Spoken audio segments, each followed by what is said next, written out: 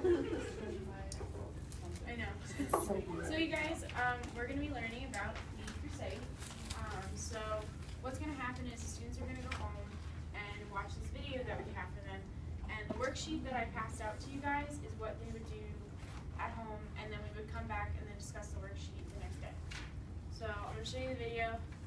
If you want to jot down some answers, you don't have to do the whole thing, it's kind of long, but all the answers are in the video, so maybe just jot down like 3 or 4 that you notice. And just pre-warning, the videos, like, I'm going to pass forward through one part, but it's like it's funny and goofy, so that's why I picked why we picked it, because it would be more engaging for the students to be able to watch it at home.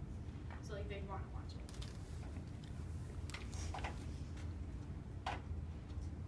Of course not the ad.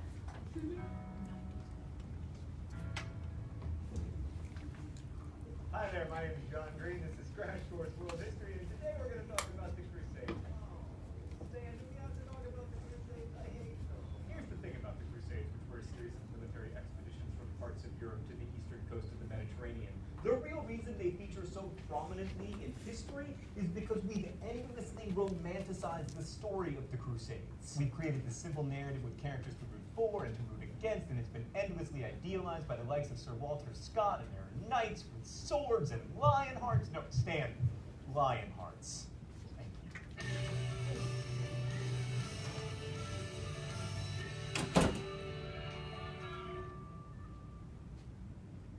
Let's start by saying that initially the Crusades were not a holy war on the part of Europeans against Islam, but in important ways the Crusades were driven by religious faith. Mr. Green, religion causes all wars. Imagine no religion. I'm going to cut you off right there before you violate copyright me from the past, but as usual, you're wrong. Simple readings of history are rarely sufficient. By the way, when did my handwriting get so much better? I mean, if the Crusades had been brought on by the lightning-fast rise of the Islamic Empire and a desire to keep in Christian hands the land of Jesus, then they would have started in the 8th century. But early Islamic dynasties like the Umayyads and the Abbasids were perfectly happy with Christians and Jews living among them as long as they paid a tax. And plus, the Christian pilgrimage business was awesome for the Islamic Empire's economy. But then a new group of Muslims, the Seljuk Turks, moved into the region, and they sacked the holy cities and made it much more difficult for Christians to make their pilgrimages. And while they quickly realized their mistake, it was already too late. The Byzantines, who'd had their literal asses kicked at the Battle of Manzikert in 1071, felt the threat and called upon the West for help. So the first official crusade began with a call to arms by Pope Urban II in 1095 CE. This was partly because Urban wanted to unite Europe, and he figured out the lesson the rest of us learned from alien invasion movies. The best way to get people to unite is to give them a common enemy. So Urban called on all the bickering knights and nobility of Europe, and he saith unto his people, let us go forth and help the Byzantines, because then maybe they will acknowledge my awesomeness and get rid of their stupid not having me as Pope thing. And while we're at it, let's liberate Jerusalem. I'm paraphrasing, by the way. Shifting the focus to Jerusalem was really important because the Crusades were not primarily military operations. They were pilgrimages. Theologically, Christianity didn't have an idea of a holy war. Like, war might be just, but fighting wasn't something that got you into heaven. But pilgrimage to a holy shrine could help you out on that front, and Urban had the key insight to pitch the crusade as a pilgrimage with a touch of warring on the side. I do the same thing to my kid every night. I'm not feeding you dinner featuring animal crackers. I'm feeding you animal crackers featuring dinner. Oh, it's time for the open letter?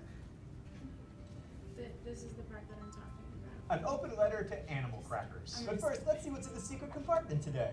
He does this whole bit on It's the animal crackers. It's really Thanks, Stan. Hi there, animal crackers. It's me, John Green. Thanks for being delicious, but let me shaped like elephants? What, Stan? We haven't put a man on Mars? Stupid world, always disappointing me.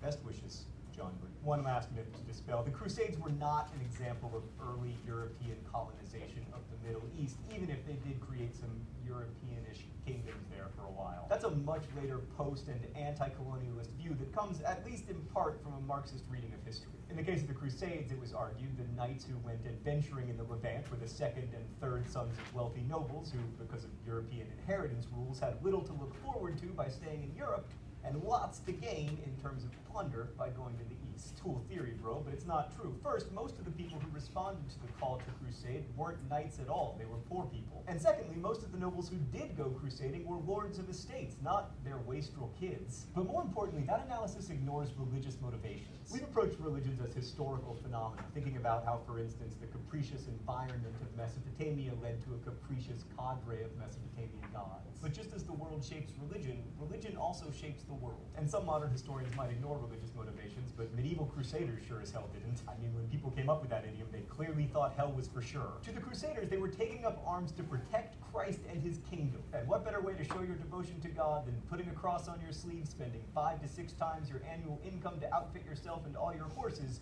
and heading for the Holy Land. So when these people cried out, God wills it, to explain their reasons for going, we should do them the favor of believing them. And the results of the First Crusade seemed to indicate that God had willed it, following the lead of roving preachers with names like Peter the Rabbit, Peter the Hermit. Stan, you're always making history less cool. Fine. Following preachers like Peter the Hermit, thousands of peasants and nobles alike volunteered for the First Crusade. It got off to kind of a rough start because pilgrims kept robbing those they'd encounter along the way. Plus, there was no real leader, so there were constant rivalries between nobles about who could supply the most troops. Notable among the notables were Godfrey of Bouillon, Bohemond of Toronto, and Raymond of Toulouse. But despite the rivalries and the disorganization, the Crusaders were remarkably, some would say miraculously, successful. By the time they arrived in the Levant, they were fighting not against the Seljuk Turks, but against Fatimid Egyptians who had captured the Holy Land from the Seljuks, thereby making the Turks none too pleased with the Egyptians. At Antioch, the Crusaders reversed a seemingly hopeless situation when a peasant found the spear that had pierced Christ's side hidden under a church, thereby raising morale enough to win the day. And then they did the impossible. They took Jerusalem, securing it for Christendom and famously killing a lot of people in the Al-Aqsa Mosque. Now, the Crusaders succeeded in part because the Turkish Muslims, who were Sunnis, did not step up to help the Egyptians,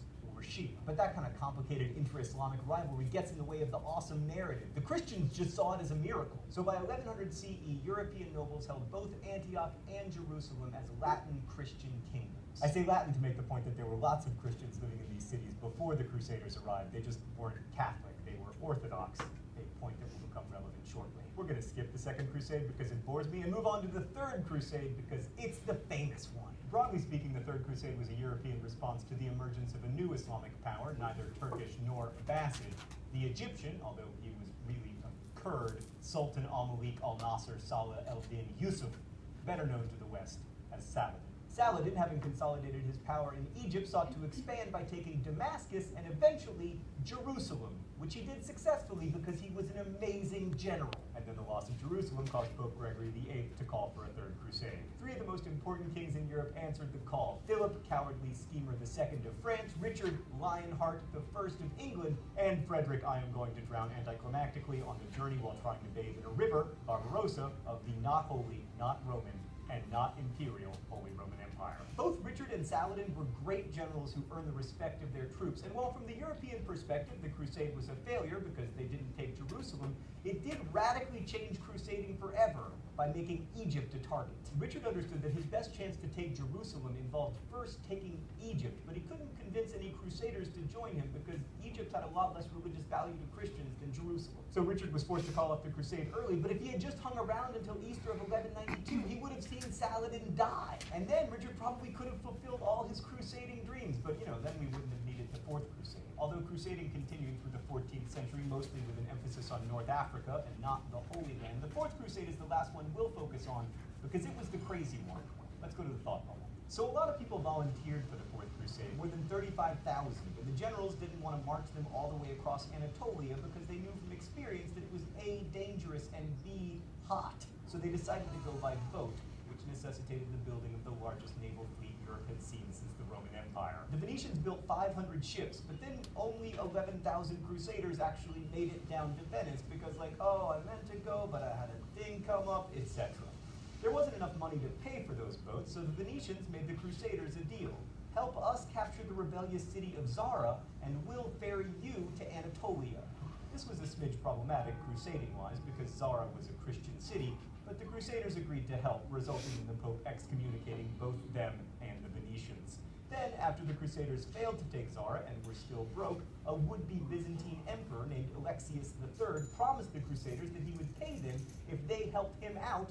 So the excommunicated Catholic Crusaders fought on behalf of the Orthodox Alexius, who soon became emperor in Constantinople. But it took Alexius a while to come up with the money he promised the Crusaders, so they were waiting around in Constantinople, and then Alexius was suddenly dethroned by the awesomely named Wartsophilus, leaving the Crusaders stuck in Constantinople with no money. Christian warriors couldn't very well sack the largest city in Christendom, could they?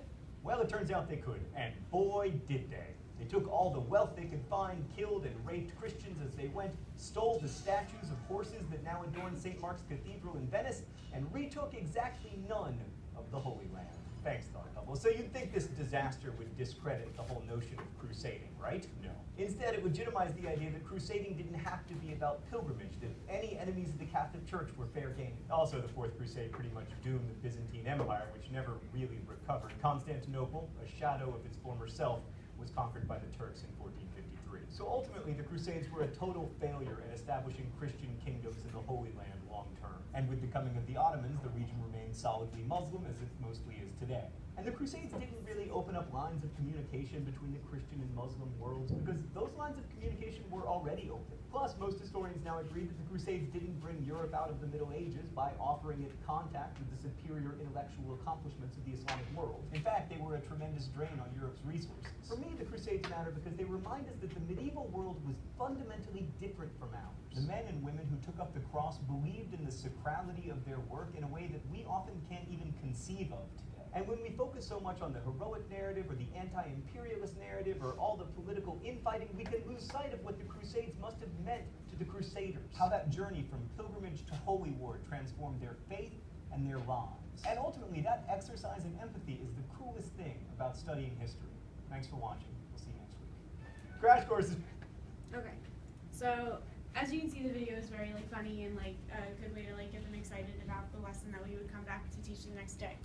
So the reason why we gave you guys the questions was so that the students would have some background knowledge. Now I'm going to pick a couple questions and go over the just a couple of them. So, what are the Crusades?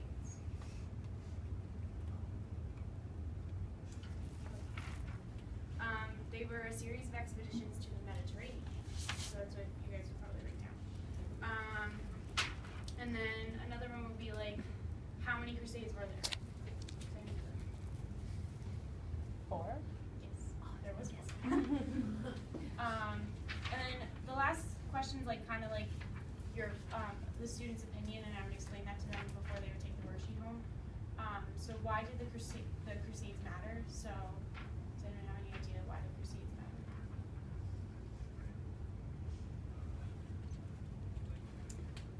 Well, some ideas of why the Crusades matter were what he was saying at the end of the video, that, some of them have been disproven, the lack of, how they were trying to open the lines of communication.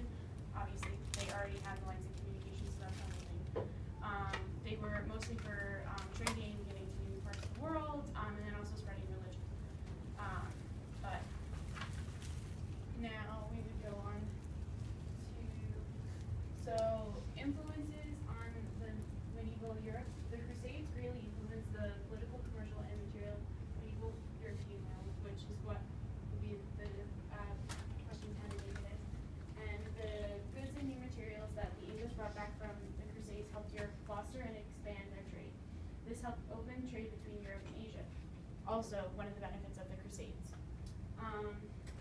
The spoils of the East can be seen displayed in modern Europe museums. So, if you ever want to check it out, here. And then I'll leave it. Yeah. Sorry.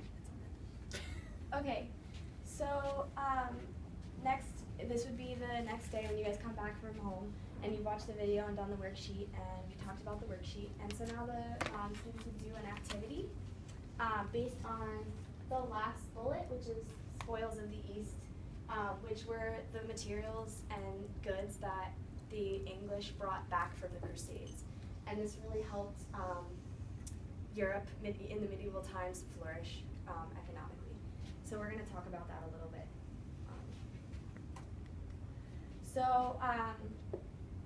I will talk about the activity. We won't actually have to do it today, but for the essence of time.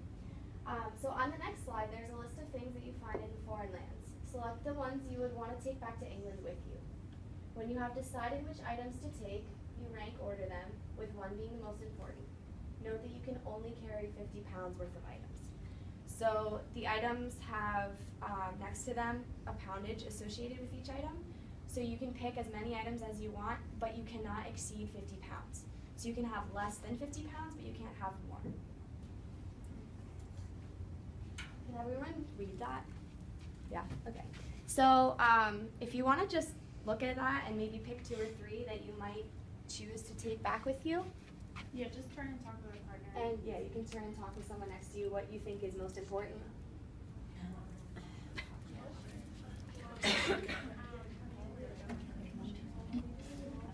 Having a humanity, so then you have like shelter from the weather and everything. Yes, and then 20 yards of silk boa because Like a pouch of water, Yeah. because that's like really important. Yeah, I agree. And maybe a shovel or something.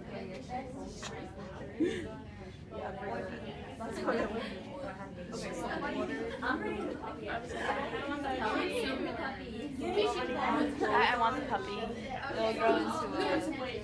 So I'm hearing a lot of people want to bring the puppy back. It's cute. Does anyone have any ideas of something that they think is like their top thing that they would bring back with them? Yeah. I would bring a fishing pole, because if you get hungry and you have no food, you can go fishing. Good idea. Anyone else? Something that they think is like their number one option? No. Yeah. Okay. So let me read this little blurb to you guys really quick. The year is 1291.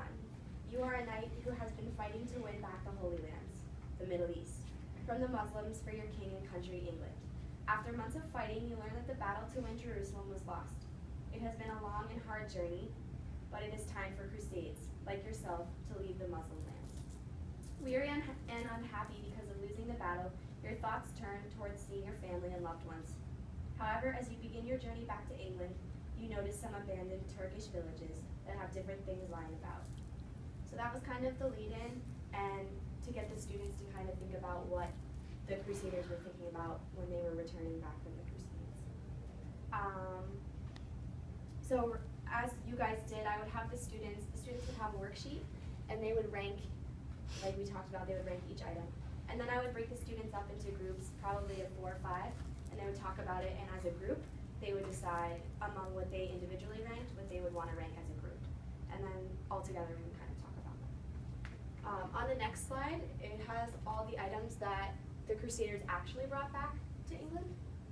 Silk, cloth, and worms, mulberry trees, blown glass objects. We got apricot trees from the Crusades, which I think is really cool.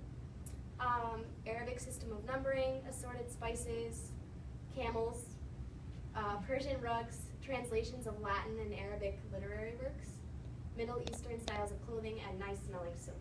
So we can thank the Crusades for nice smelling soap, I guess. Yeah. So that is that. So that would be a little bit about how to introduce students to think about the Crusades and how they really economically and materialistically influenced the medieval times in Europe. Okay, so the last thing we're going to have you guys do is to wrap up. So the question that we would ask the class at the end of the class is, does anyone want to share something new they've learned about the Crusades and how they affected the medieval Europe culture? Is anyone learning? Oh, yeah. So, yeah, I thought it was really interesting how they brought back all of those different, like, cultural aspects from that area and, like, I guess brought it back to Europe. I noticed that it was very like materialistic things too. Like it wasn't I'm trying to think of the word I'm looking for. Like it wasn't like food and like the tent and stuff or the fishing pole that would help you like get through the journey. It was more of like what can we bring to show like, oh, we got all this stuff like hand blown, what is it? Luxuries? Yeah, like they brought like hand blown glass, like I think don't know. too, one of the most like well-known cities that kind of shows this is Barcelona. It's a city that's pretty much modeled after a total Moorish influence. So if you guys ever get the chance to look at pictures or even go there, it's pretty interesting. There's lots of, it's just a very different looking city based on the